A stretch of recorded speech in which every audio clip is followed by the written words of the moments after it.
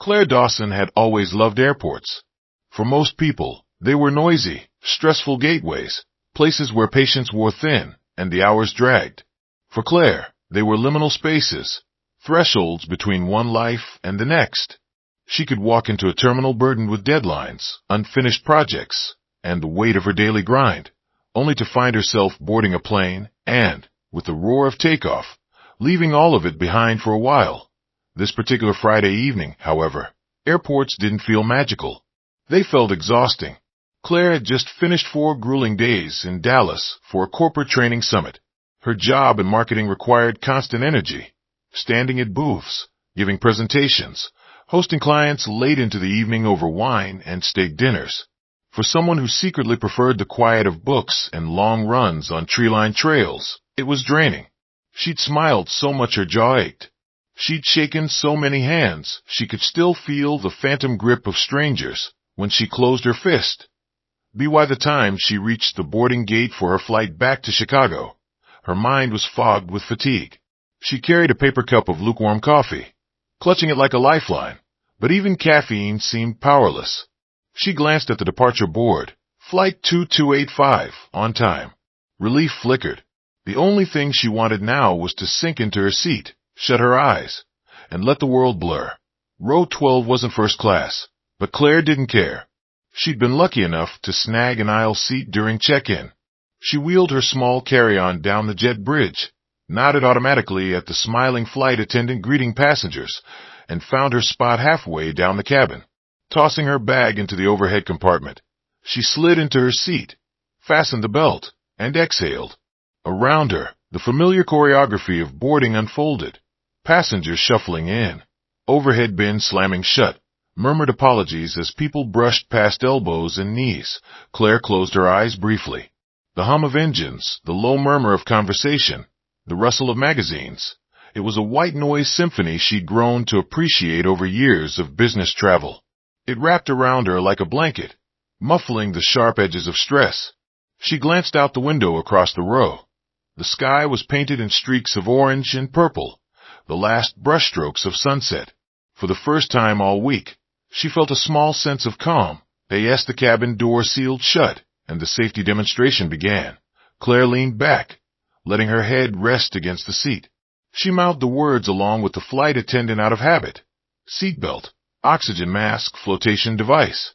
She never paid much attention anymore, though somewhere deep in her mind, she always remembered the instructions. After all, she'd grown up with aviation. Her father, Colonel James Dawson, had spent 25 years in the U.S. Air Force. Claire's earliest memories were of standing on airfields, clutching her mother's hand while her father taxied a fighter jet toward the horizon. When other children drew houses and trees with crayons, Claire sketched planes, sleek, powerful machines with wings that seemed to promise escape.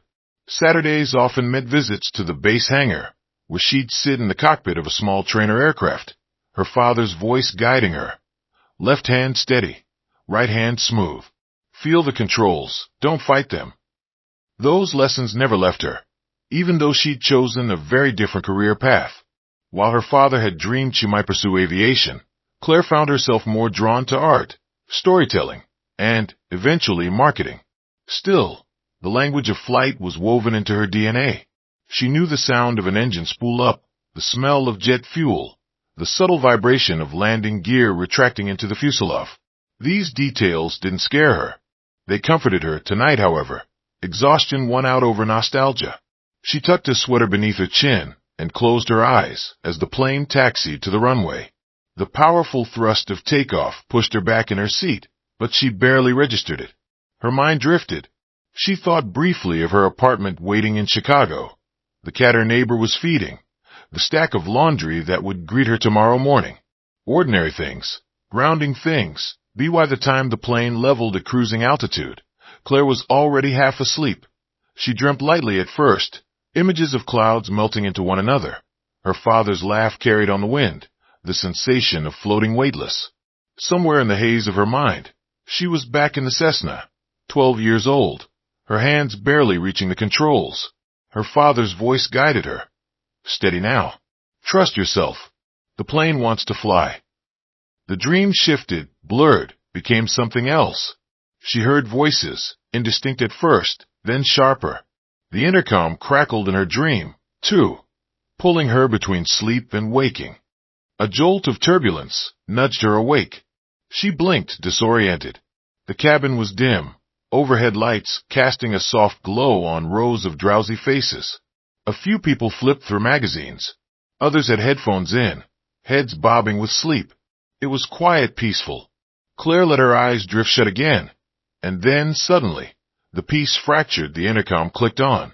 At first, it was just static. Then a voice, calm, professional, but underscored by something urgent. "Ladies and gentlemen," the captain began, "if there's a pilot on board, please make yourself known to the crew immediately." The word seemed to hang in the air, almost unreal. Claire's eyes flew open. For a moment, she wondered if she was still dreaming. Around her, passengers stirred, confused murmurs rising. A man in the row ahead twisted in his seat, frowning. A woman across the aisle pulled her headphones out, asking, "What did he say?" The announcement repeated, word for word this time. There was no mistaking it.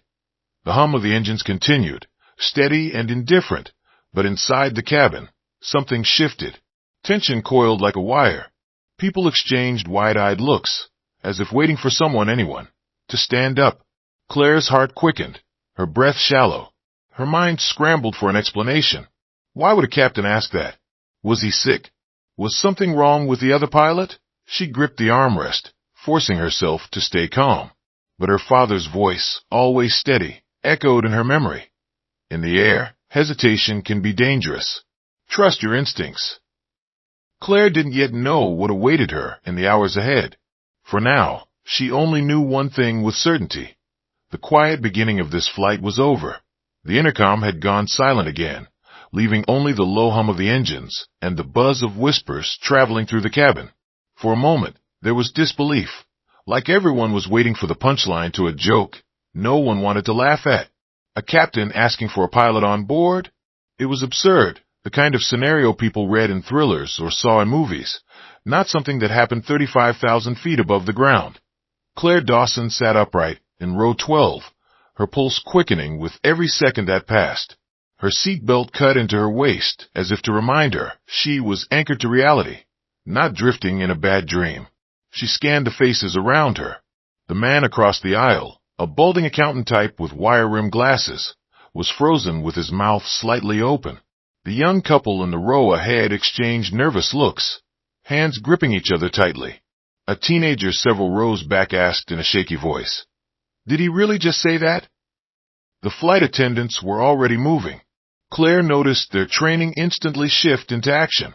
Hushed whispers into phones, purposeful strides down the aisle, their polite smiles replaced by tight, controlled expressions.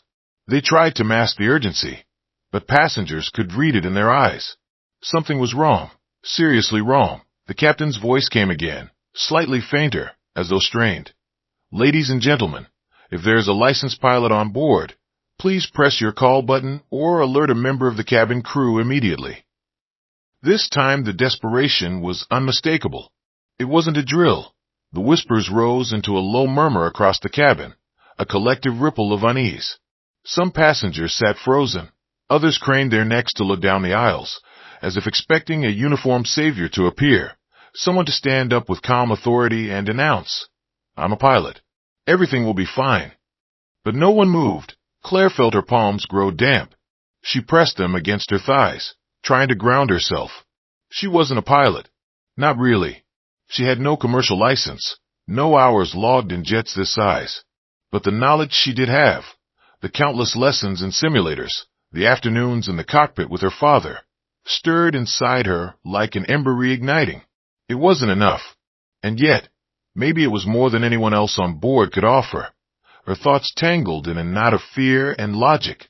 What's going on up there? She wondered. Did one of the pilots collapse? Did something happen to both of them? It seemed impossible.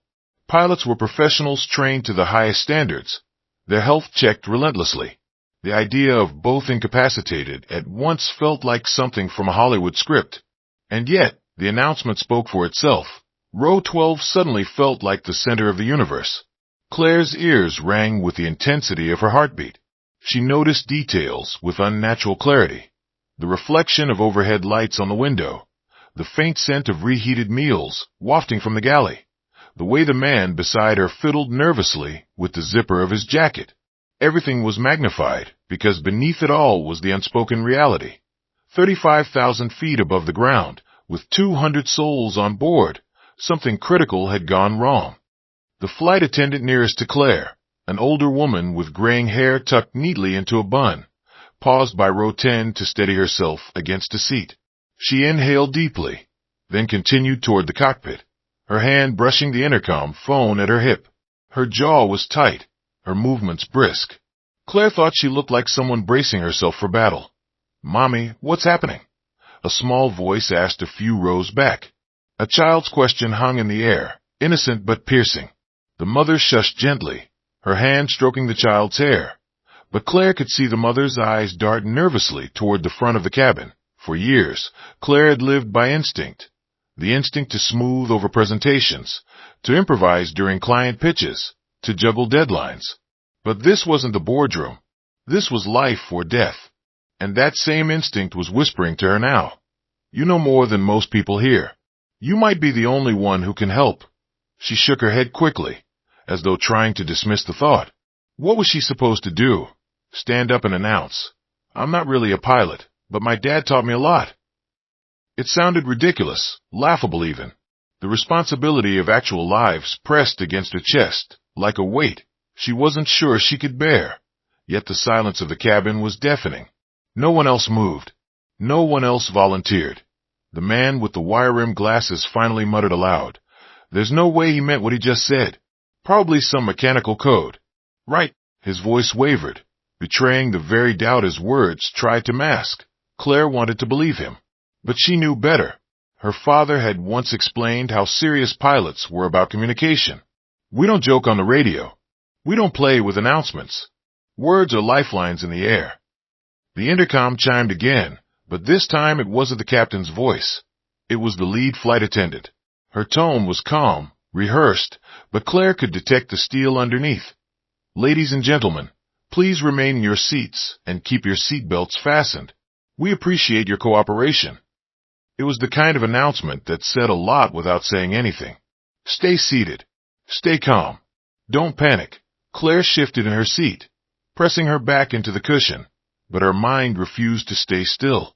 Images from her childhood flickered, sitting on her father's lap in the cockpit of a trainer jet, his hand guiding hers on the yoke, the thrill of controlling altitude on a simulator for the first time, the pride in his voice when she held steady through simulated turbulence. Those memories hadn't mattered in boardrooms or marketing pitches. But here, they might. She bit her lip. Her father had drilled one lesson above all others. Hesitation could be deadly. Pilots had to trust their training and act. The thought made her throat tighten. She wasn't a pilot, but she had something. And maybe, just maybe, something would be enough. Claire glanced around the cabin again, waiting for anyone to rise. But the silence was thick, stretching longer with every breath. The passengers were looking at one another now, suspicion and fear reflected in their eyes. Who would step forward? Who could save them?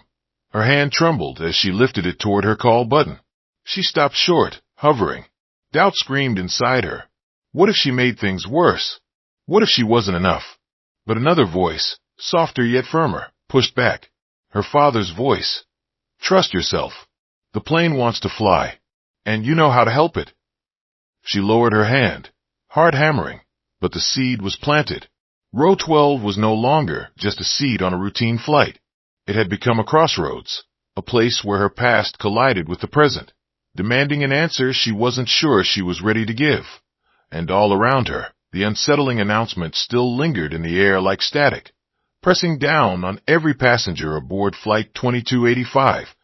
The cabin had always felt like a bubble, sealed away from the world outside, insulated by the white noise of engines and the neat choreography of airline routine. But now the bubble was cracking, and unease seeped through every seam. The unsettling announcement still hung in the air, as if passengers were afraid to speak too loudly in case it somehow made the crisis more real. At first, There had been silence, a stunned kind of denial. But silence never lasts long when fear takes hold. Soon the murmur of voices grew, weaving through the rows. Like a restless tide, Claire Dawson could feel it in her bones. The shift from quiet confusion to the edge of panic. The man across the aisle with wire-rimmed glasses was sweating, dabbing his forehead with a napkin pulled hastily from his drink tray. "This can't be happening," he whispered, his voice cracking. They wouldn't just say that if it was serious. But no one answered him. The young couple ahead of him clung to each other's hands so tightly their knuckles turned white. The teenager in the back raised his phone, as though recording might offer some control, but the screen glowed uselessly, searching for a signal that couldn't exist at 35,000 feet, that a baby cried 2 rows back, the piercing sound cutting through the murmurs like a blade. Its mother rocked it desperately, whispering soothing nonsense words, though Claire could see the mother's eyes were wide and frightened. Every passenger seemed to be waiting for someone else to break the spell, someone with authority to rise and declare everything under control. But no one did. The flight attendants tried valiantly to maintain order. The older attendant who had brushed past Claire earlier now stood mid-cabin, her hands raised. "Ladies and gentlemen," she said, her voice steady but straining to reach calm, "we need everyone to remain in your seats.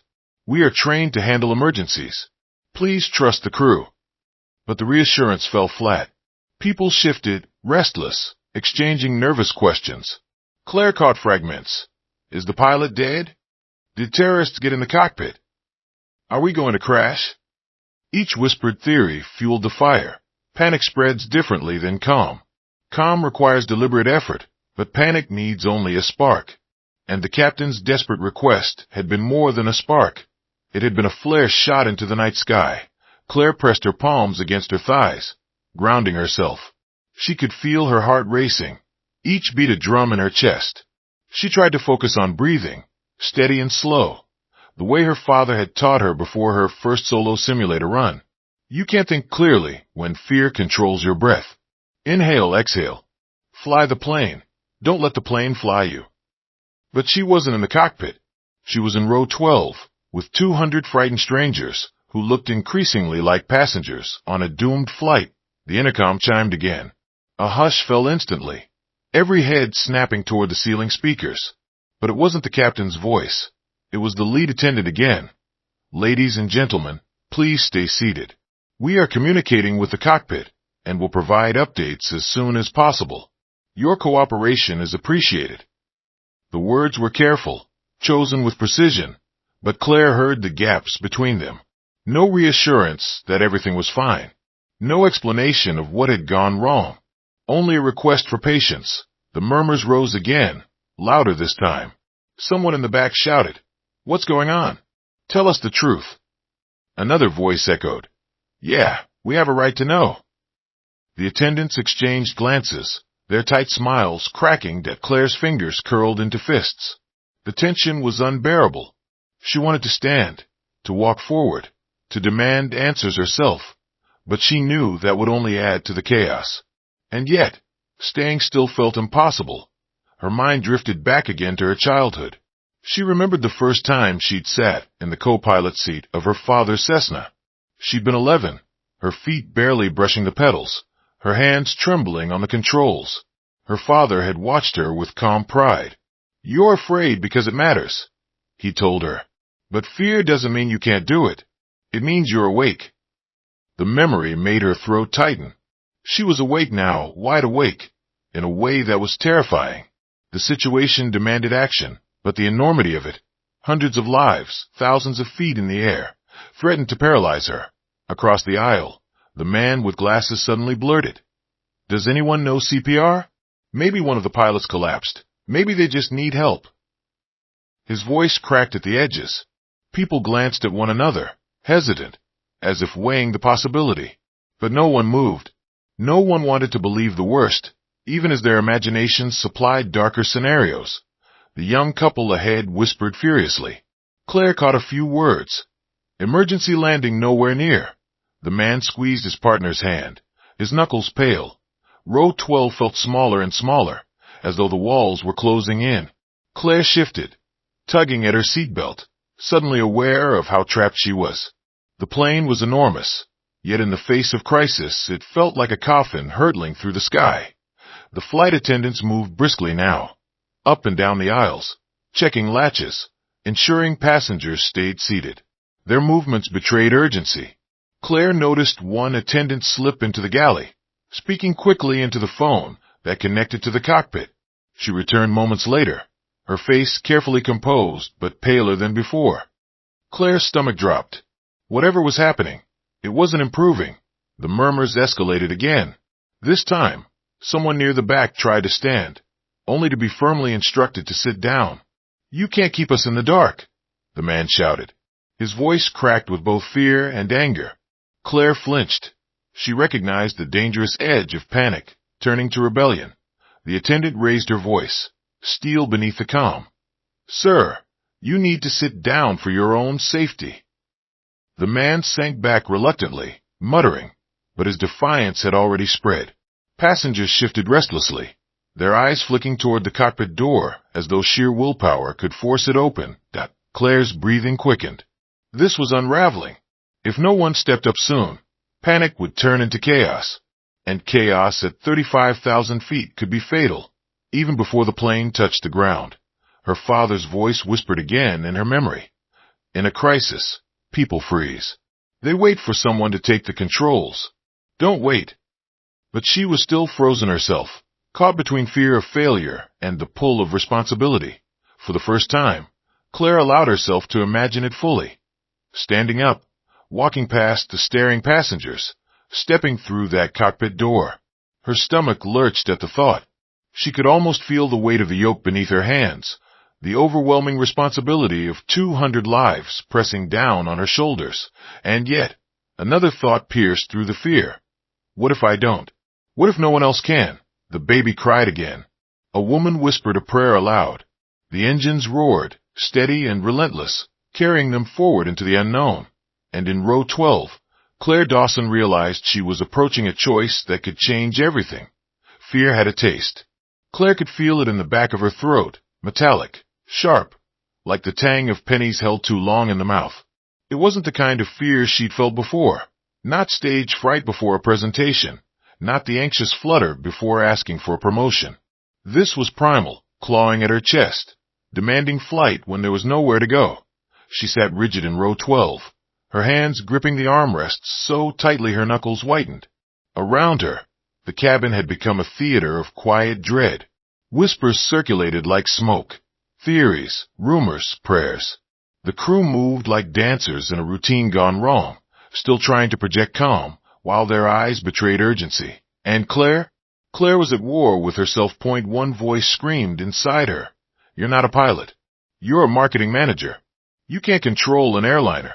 It was the voice of reason, the one that reminded her she had never flown anything larger than a simulator, never shouldered real lives in the sky. But another voice rose against it, steadier, firmer. "You know more than anyone else here. Your father taught you. You've logged hours. Maybe not official, but hours nonetheless. If not you, who?" Her father's memory filled her mind unbidden. She saw him in his uniform, cap tucked under his arm, his gaze sharp yet kind. Colonel James Dawson had never been a man of wasted words. When Claire was little, she thought him almost superhuman, unshakable in the face of storms, both in the sky and in life. She remembered being 12, sitting beside him in the cockpit of a small Cessna. She'd been terrified, her feet barely touching the pedals, her hands trembling on the yoke. He'd leaned close, his voice steady in her ear. "You're afraid because it matters. Fear is proof that you're paying attention, but you can't let it decide for you."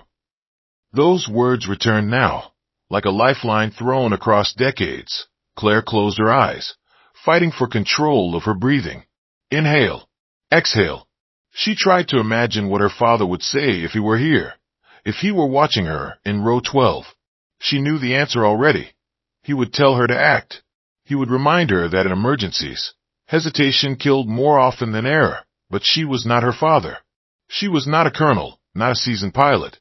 She was Claire, the woman who built marketing campaigns, who wrote taglines, who attended corporate summits and complained about hotel pillows. What right did she have to think she could take control of an airliner? Her stomach churned. Her palms were damp. She could almost hear the arguments battling inside her head, colliding like storm fronts, that you'll kill them all if you try it, you'll let them die if you don't. The tension was unbearable. She pressed her forehead against the cool plastic wall beside her seat, closing her eyes. The hum of the engines vibrated through her skull, steady and indifferent. The plane didn't care about her doubts. It only cared about physics, about air pressure, about lift and drag. And maybe that was the point. Maybe flying wasn't about being superhuman.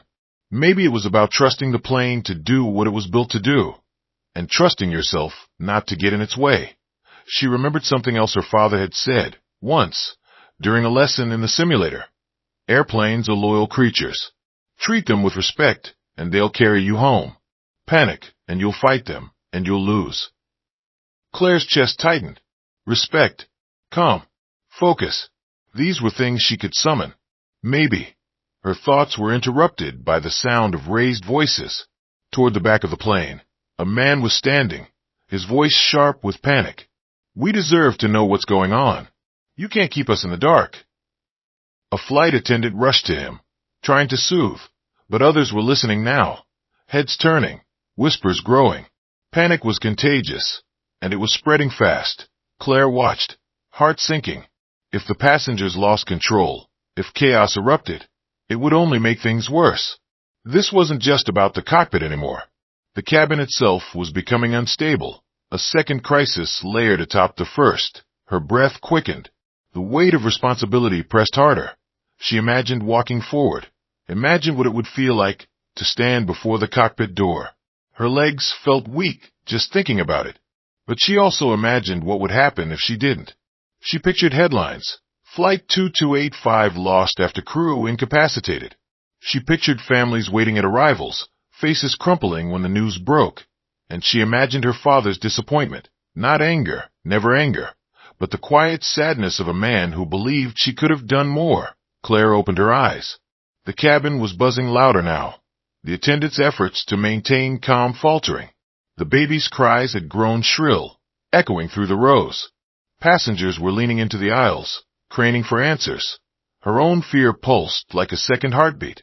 But beneath it, another feeling began to take shape. Not calm, not yet, but resolve.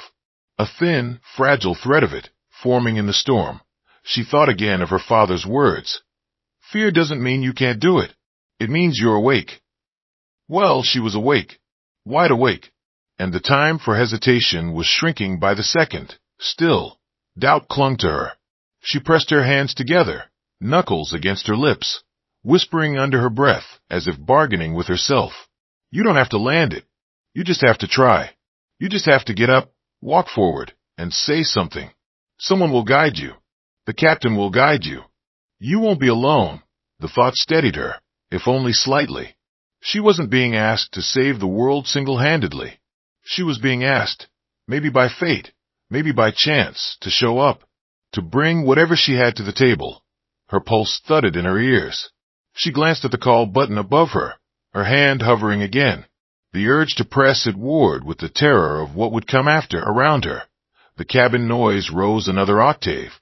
The man in the back shouted again, the attendant struggling to keep him calm. Claire felt the atmosphere tipping, teetering on the edge of chaos. She thought of her father's hands guiding hers on the yoke, steadying her through turbulence. She thought of the endless simulator hours, the muscle memory buried, but not forgotten. And she thought of the baby crying in the back, of the mother's terrified eyes, of the 200 strangers whose lives now hung in the balance. Her hand trembled. She inhaled once, deeply, feeling the air fill her lungs. Then, slowly, deliberately, she pressed the call button above her head.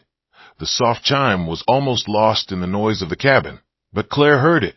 To her, it sounded like a gong, the tolling of a choice made, the start of something irreversible. She lowered her hand, her heart hammering, her body shaking. But for the first time since the announcement, she felt a strange clarity.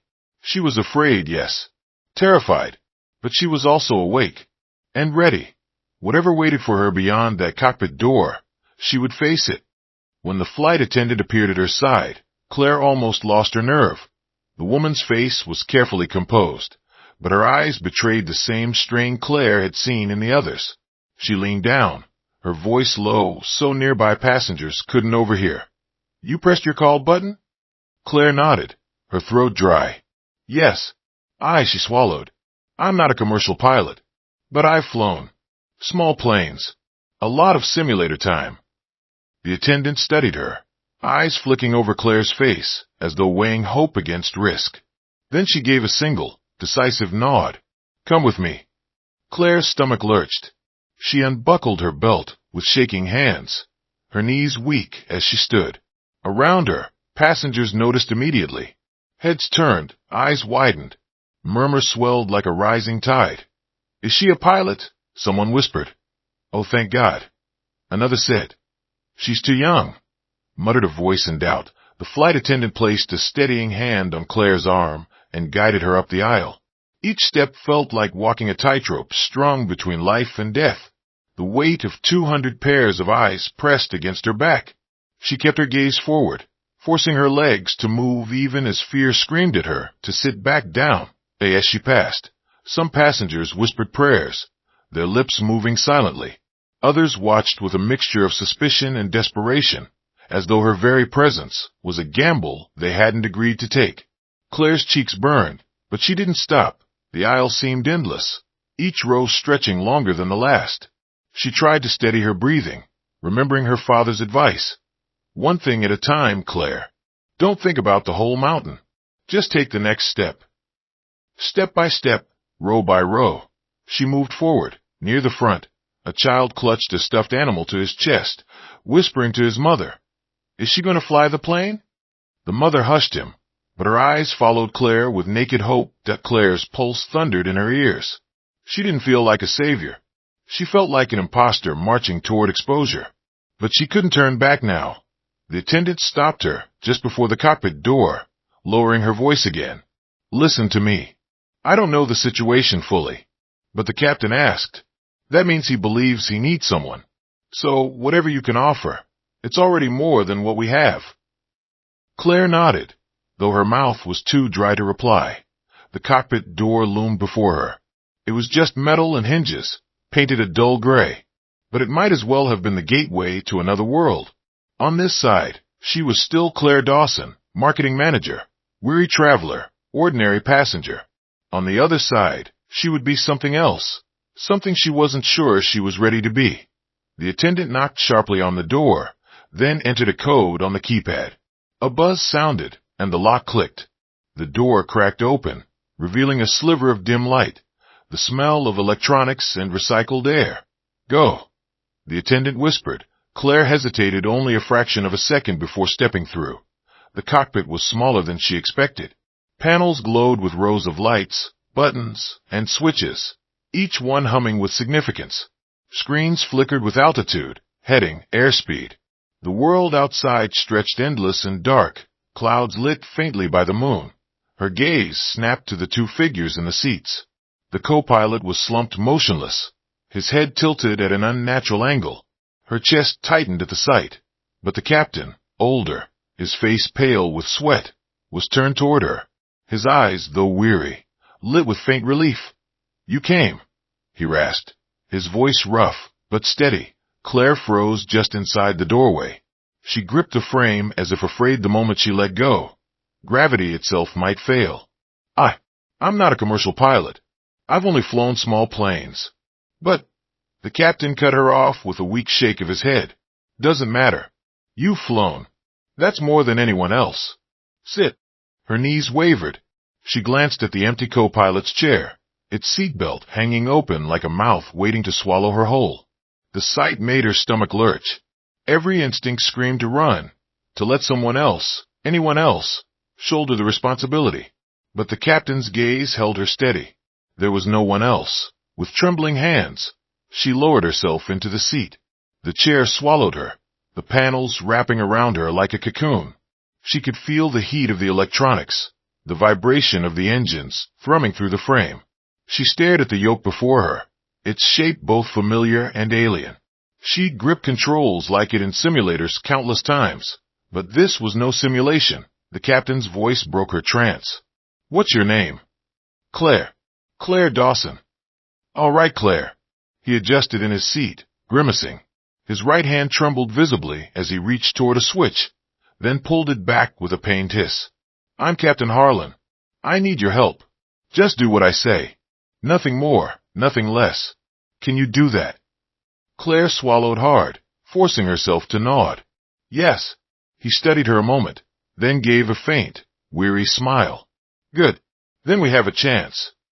The cockpit door clicked shut behind them, sealing the two of them into a world apart from the passengers. Claire's heart raced as she tried to absorb the sea of controls before her.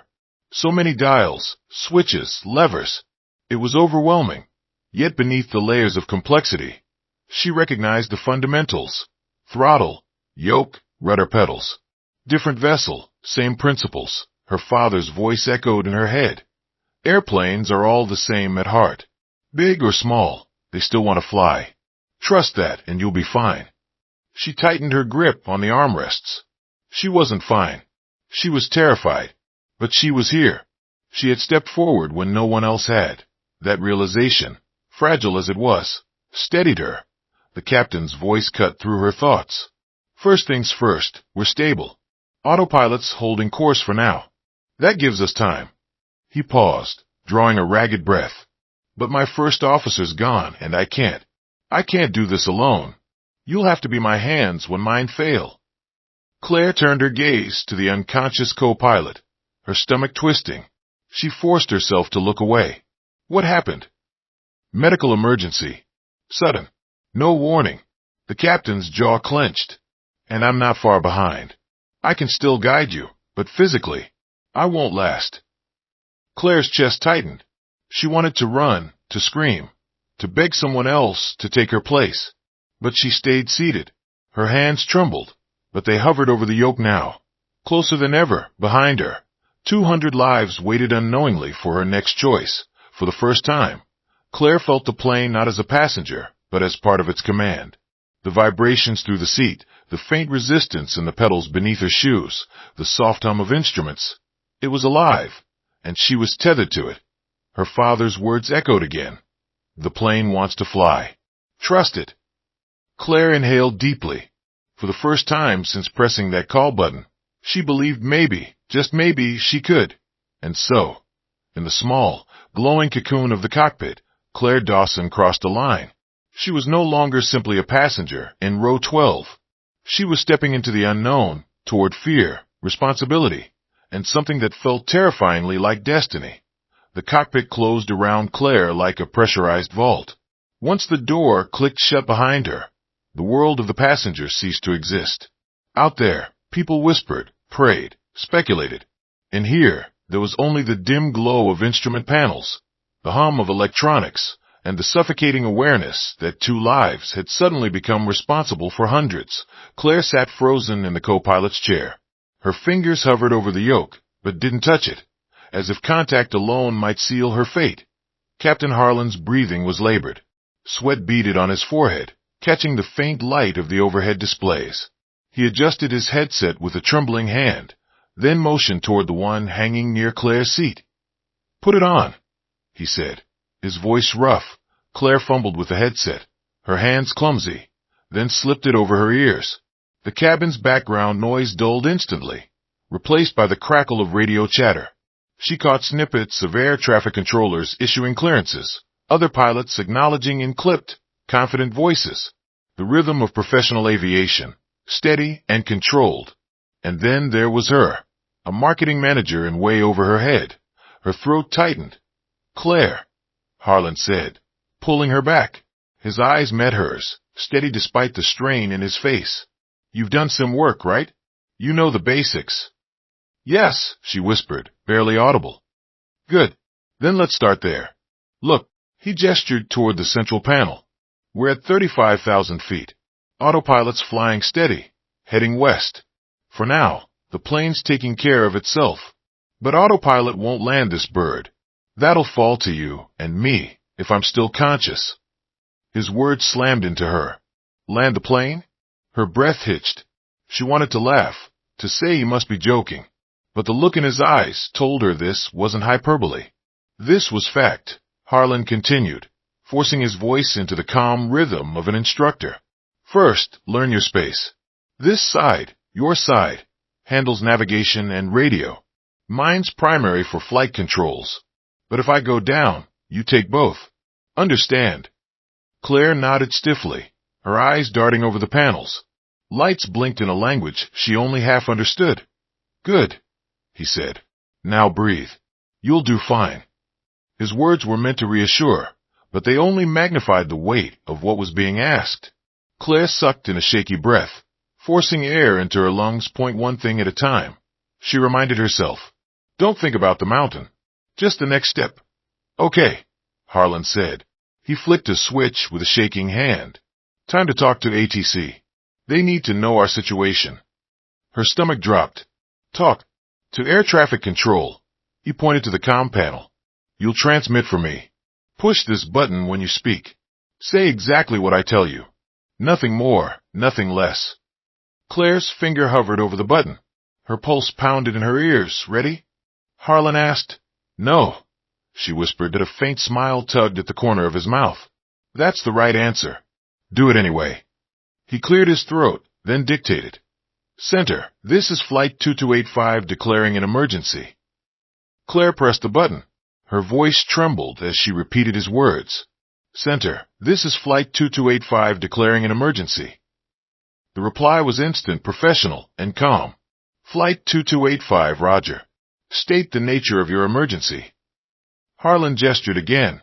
Say, the first officer is incapacitated. Captain requires assistance. Claire's stomach clenched, but she repeated it word for word. The controller's voice sharpened. Copy that.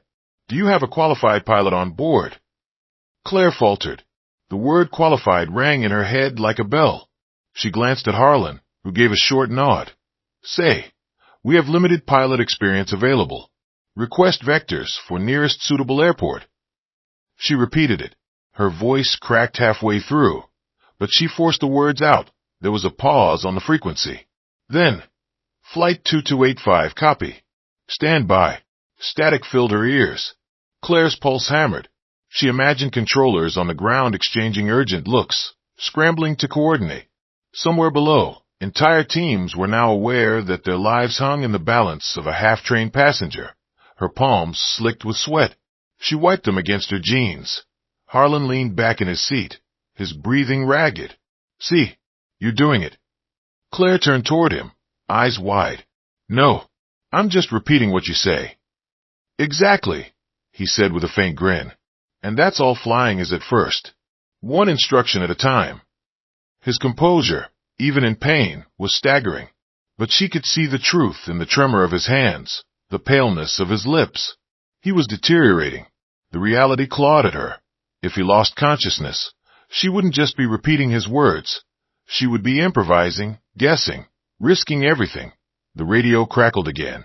Flight 2285, Center. We've alerted emergency services. You are cleared direct to Denver International. Begin descent at your discretion. Denver. The name hit Claire like a lifeline and a curse at once. Repeat it back. Harlan prompted. Her voice steadied slightly as she complied. Cleared direct to Denver International. Begin descent at our discretion. Flight 2285. Good, Harlan said. He exhaled, then grimaced. That'll be us in about 50 minutes.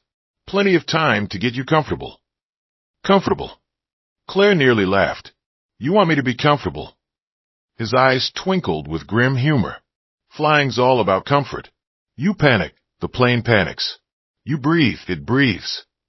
Claire shook her head, but a reluctant, nervous laugh escaped her lips. The absurdity of the moment, being coached through flight procedures at 35,000 feet, was almost too much. All right, Harlan said, growing serious again. Time to get your hands dirty. Take the yoke. Her stomach clenched. She hesitated, staring at the control column. Now, he pressed. Claire forced her trembling hands onto the yoke. It was warm, vibrating faintly with the plane's energy. She gripped it tightly, knuckles white. Good, Harlan said. Now ease left. Just a little pressure. Feel it. Claire obeyed, her hands shaking. The plane responded, tilting smoothly into a shallow bank. Her heart lurched at the sensation, but she held it. Now center it again. She corrected, and the wings leveled. The moment was electric. For the first time, Claire wasn't just a passenger, carried along helplessly. She was part of the machine. It terrified her, and exhilarated her all at once.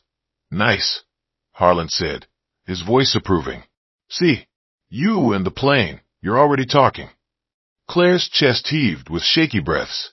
But beneath the fear, something stirred. A flicker of confidence, fragile but real. The captain guided her through small maneuvers, gentle turns, slight altitude changes, corrections. Each time she obeyed, each time the plane responded, the knot of fear in her chest loosened just a fraction. Minutes bled into half an hour. The autopilot remained engaged most of the time, but Harlan insisted she feel the controls, taste the reality. She was flying, not a simulator, not a dream, but a real Boeing jet with 200 lives in its belly. Still, the shadow of dread never left her. Every flicker of turbulence, every change in the captain's breathing reminded her how fragile their situation was. This wasn't training. There was no reset button, no instructor to take over. If Harlan lost consciousness entirely, everything would fall to her. As the minutes ticked by, Denver crept closer. The radio brought updates from controllers, vectors, clearances. Claire repeated each transmission, her voice growing steadier.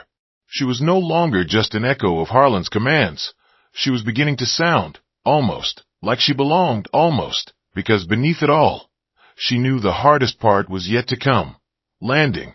The word haunted her, looming like a storm on the horizon. Flying straight and level was one thing, but bringing the plane down safely onto a narrow strip of runway, that was another mountain entirely, and soon, far sooner than she wanted, she would have to climb it. The cabin felt strangely distant now.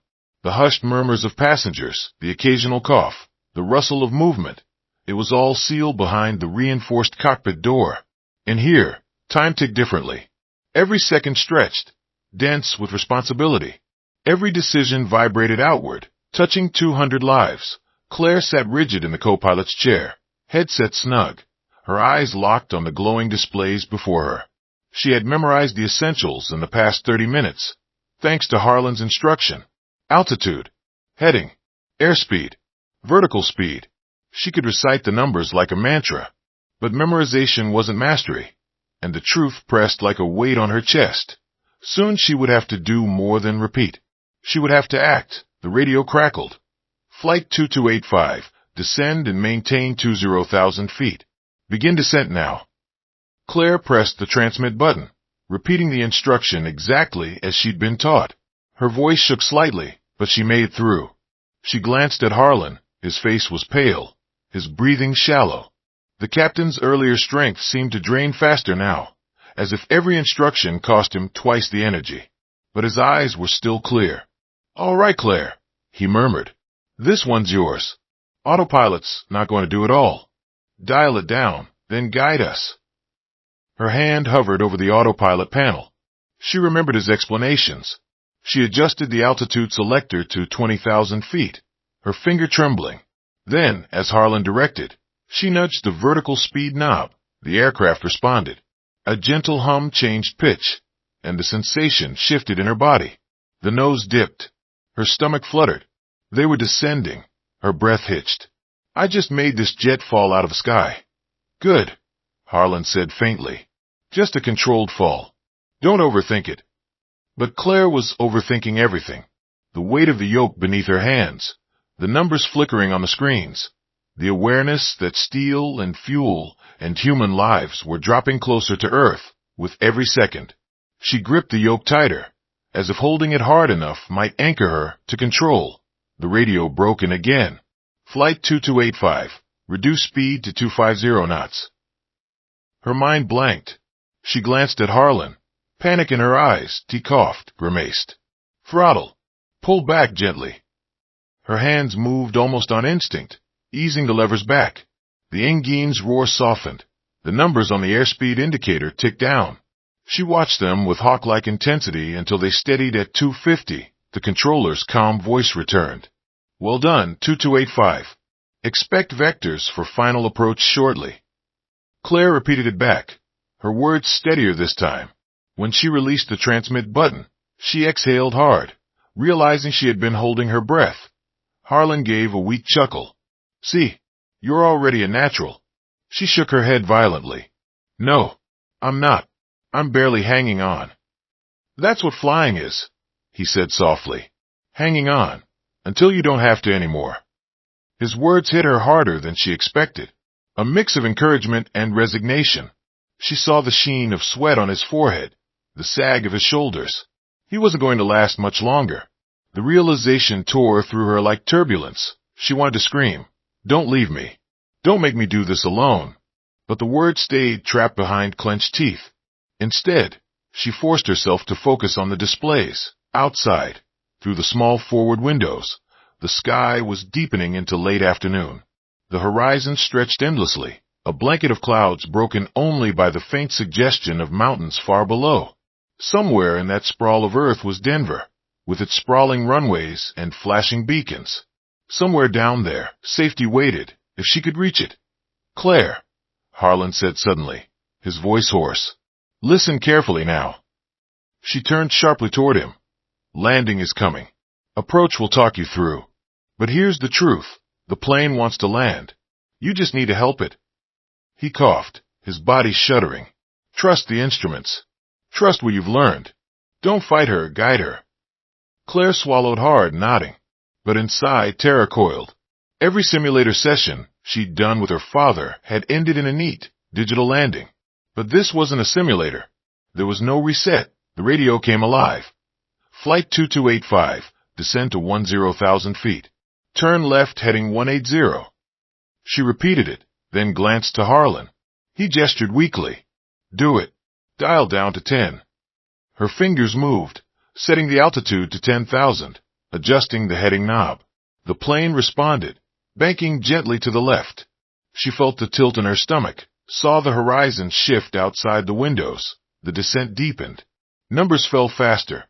She tried to keep her breathing steady, tried to ignore the sweat slicking her palms. The controller's voice came again.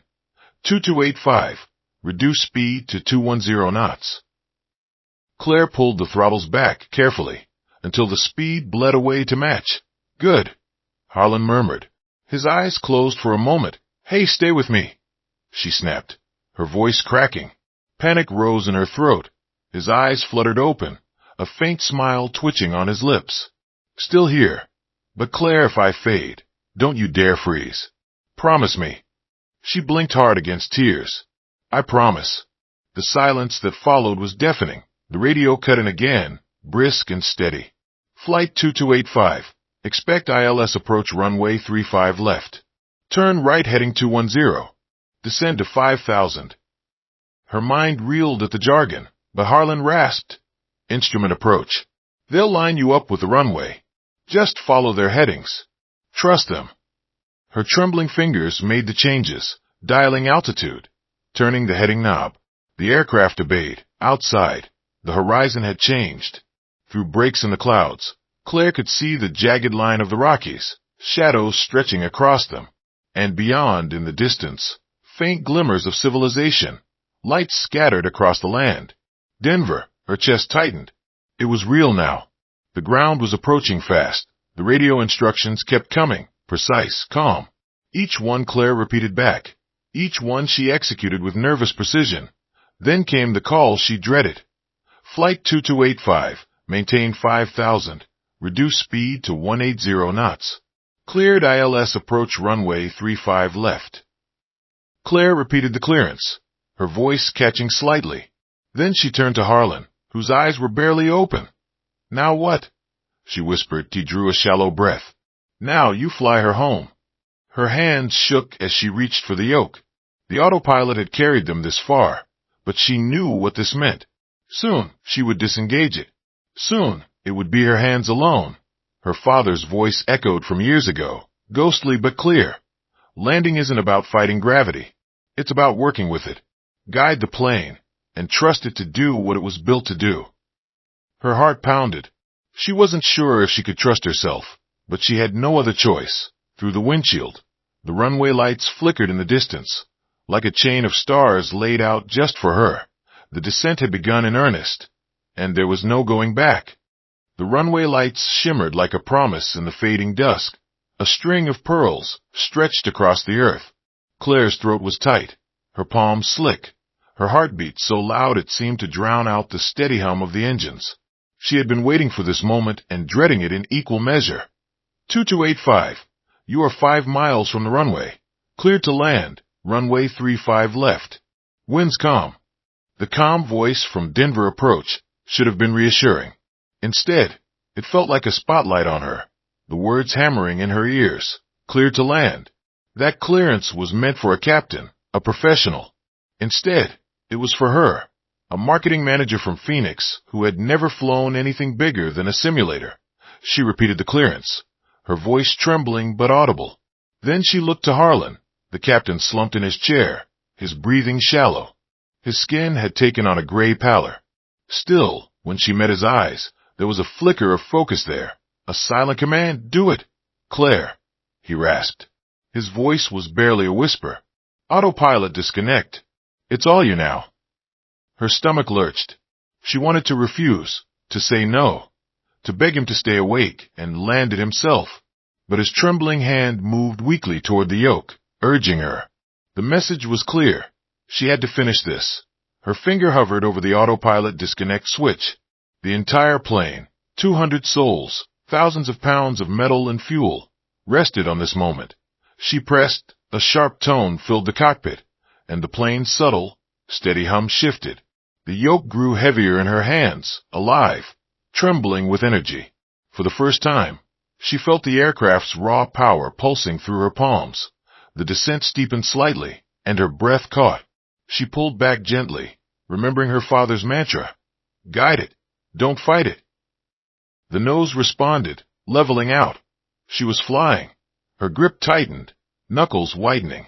The runway stretched larger in the windshield, a glowing rectangle in the darkening sky. 2285, you're on course, looking good. The controller's voice came. Keep descending. Reduce speed to 160 knots. She reached for the throttles, easing them back as her eyes flicked between the airspeed indicator and the runway ahead. The numbers ticked down, and the aircraft slowed. She could feel it in the vibrations of the yoke, in the slight drag that made her shoulders tense. The cabin behind her was silent now. Even without seeing them, she could imagine the passengers. Every head tilted forward, every breath held. Children clutching their parents, couples squeezing hands, strangers united by fear. They didn't know her name, but their lives now hinged on her trembling hands. Okay, gear down, Harlan whispered, his voice nearly lost in the hum of the cockpit that Claire's hand fumbled on the lever. She pulled it, a deep mechanical thrum reverberated through the fuselage. She felt a shudder beneath her feet as the landing gear extended. 3 green lights blinked alive on the panel. 3 down locked, she reported automatically. Harlan gave the faintest nod. Pride flickered in his eyes. 2285, you're 3 miles from the runway. You're cleared to land. You're doing great. Just keep her steady. The voice in her headset was calm, practiced, like an anchor. Claire clung to it. She repeated the clearance, her words firmer now. Her hands trembled on the yoke. The runway loomed larger, filling the glass. She was aligned, at least. She thought she was. The centerline stretched out perfectly straight. Flaps full, Harlan murmured. She reached for the lever, lowering the flaps. The aircraft shuddered as drag increased, the nose wanting to dip. She corrected gently, pulling back just enough. The altimeter ticked down. 1,000 feet. 800. 600. The ground was rushing toward them. Her father's voice echoed in her head. At this point, you're not landing a plane. You're landing yourself. Trust. Trust. She forced herself to breathe. 500 feet. The automated voice announced. Her eyes locked on the runway, lights blazing. She nudged the yoke, tiny adjustments, her whole body tense with focus. The plane responded sluggishly, but it responded. 200, the automated voice said. Claire's chest tightened. She could see the tarmac now, every stripe and light, clear and close. The enormity of what she was doing hit her like a wave. Bring power back, Harlan whispered weakly. Her hand eased the throttles, her movements deliberate. The roar of the engine softened. 100. Her heart pounded so hard she thought it might burst. She pulled back gently, watching the nose rise slightly. 50. The ground filled her vision. 30. Her breath stopped. 20. The wheels met the runway with a jarring thud. The aircraft bounced once, then slammed down hard, the force rattling her bones. Hold it steady. Harlan barked suddenly, mustering strength. She gritted her teeth, fighting the yoke as the jet wanted to swerve. Her feet, guided by instinct and faint memory, pressed the rudder pedals. The plane steadied. The roar of reverse thrust filled the cockpit as she shoved the levers forward, the engine screaming as they fought to slow the massive jet. The runway lights rushed past on either side, a tunnel of brilliance. Her body shook violently, every muscle burning. The speed bled away. 100 knots, 80, 60. The end of the runway approached, but the deceleration held. Finally, at 40 knots, she eased the brakes. The plane slowed to a crawl. Silence that a stunned silence filled the cockpit. Only the ticking of instruments and the hiss of cooling metal filled the void. Claire realized her hands were still locked on the yoke, her knuckles ghost white. Slowly, shakily, she let go. Her chest heaved. Her eyes stung. She turned to Harlan to slump back, eyes closed, but a faint smile touched his lips. Told you, the plane wanted to land. Claire choked on a sob. Relief crashed over her in waves, mingling with disbelief. She had done it. Somehow, impossibly, she had landed a jet. The radio crackled one final time. Flight 2285, welcome to Denver. Emergency services are standing by. Outstanding work, ma'am. Her voice broke as she answered. Thank you so much. Behind her, the cabin erupted. Applause, cheers, tears. The sound broke through the cockpit door, raw and overwhelming. Passengers who had braced for death now celebrated life, and the sound was like music. Claire slumped back in her seat, exhaustion washing through her. She had never felt smaller in her life, and never stronger. The runway lights faded behind them as the plane rolled to a halt, surrounded by flashing emergency vehicles. But none of that mattered. They were on the ground. They were safe, and Claire Dawson, the woman from row 12, who had once doubted she could control anything beyond a PowerPoint slide, had done the impossible.